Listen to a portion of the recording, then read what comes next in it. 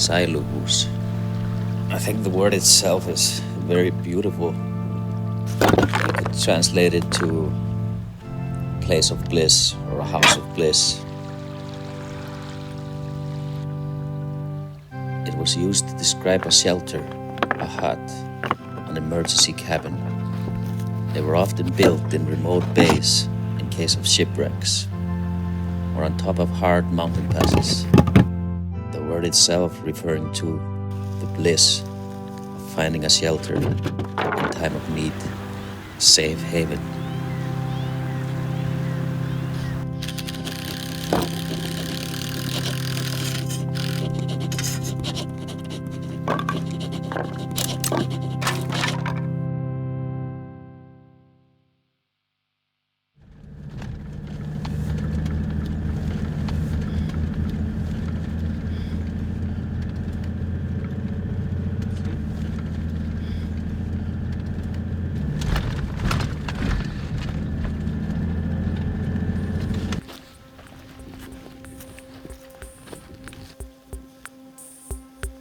I think we all need a safe haven at some point.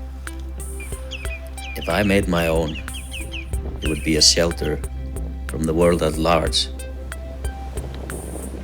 I would build it next to the ocean for the views and sounds, and next to a good wave for entertainment.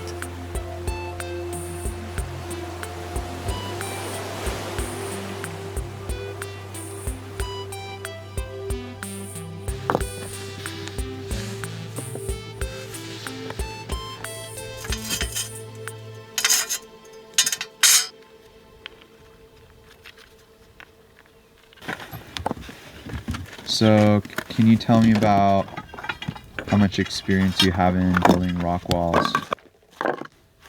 My experience with this is none.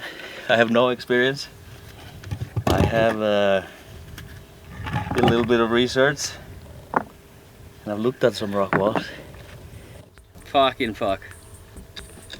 Big mess around. What's the problem, Ellie? The problem is, I thought I'd measured everything out, but it doesn't appear to be a 90-degree angle or even pretty close. And I don't really want to move all these rocks. This is more like 90.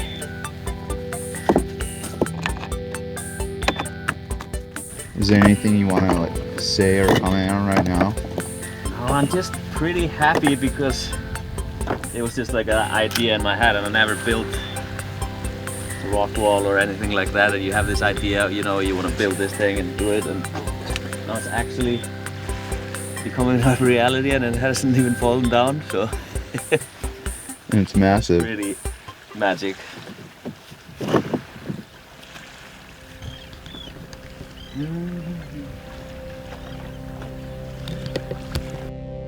Yeah, what's your deep philosophical artistic thought behind this project?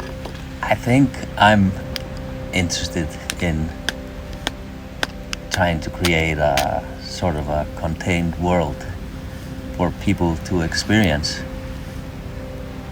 And I would love for somebody to randomly find my shelter right here in the middle of nowhere, to, you know, open up the door and enter this surprise little world with its own set of rules and customs. Almost like stumbling up on the stone hut of some long forgotten hermit monk. A place of contemplation and quiet relief from the outside world.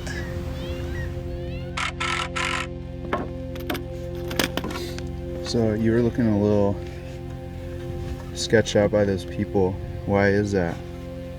Well, let's just say this is maybe a little bit of gray area. Not allowed to build structures just in the middle of nowhere. So you think generally it's probably fine, nothing's gonna really happen? I mean, I specifically picked this area, and you can see under the house it's just a flat lava reef. There's no plants, no moss, there's nothing being ruined. All the rocks are from right around here. I can show up here and in a day, like, take the roof off, pack the wood back on a trailer and knock it down with sledgehammers, you know.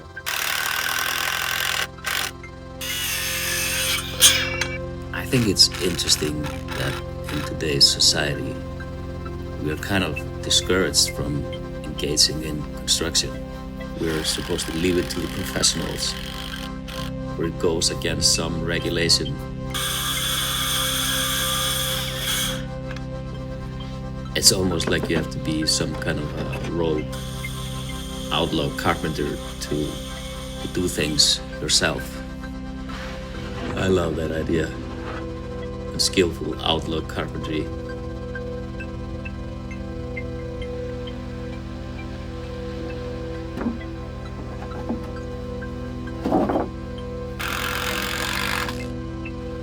I might have all these maybe lofty ideas about this house or this experiment, whatever you call it. But, you know, it could all just be an excuse for a middle-aged man to play fort. But there's nothing wrong with play. And maybe that's the whole deep concept of this whole project. That we all need a little bit more play in our lives. That was the last piece. I'm done. Been hand sawing for the last 2 hours because I needed the battery for this guy.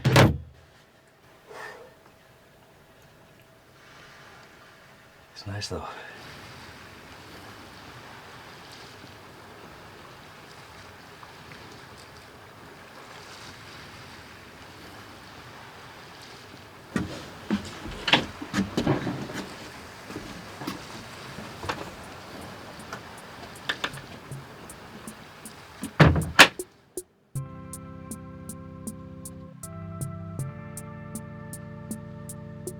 If your attention span has kept you watching this film all the way to the end, you might have picked up enough clues to find my house. Maybe a bit of research and good luck will see you there. In making this experiment, I put a really special place that's close to my heart as a kind of a mortgage against the house. I really hope you find it, have fun with it, respect it, and keep it quiet. Try to experience the house purely for your own internal enjoyment.